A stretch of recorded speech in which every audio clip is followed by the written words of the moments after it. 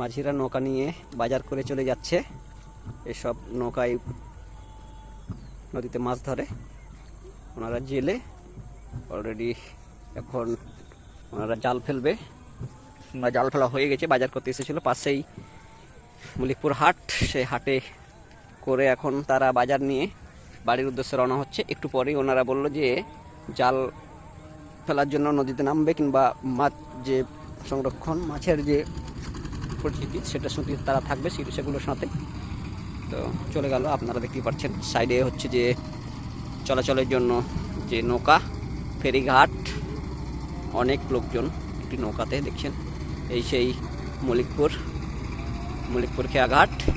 এই ঘাট দিয়ে হাজার হাজার মানুষ যাতায়াত করে, কারণ এই নদীর ওপারের মানুষের যে সংযোগস্থল সেটি হচ্ছে এই মলিকপুর ঘাট।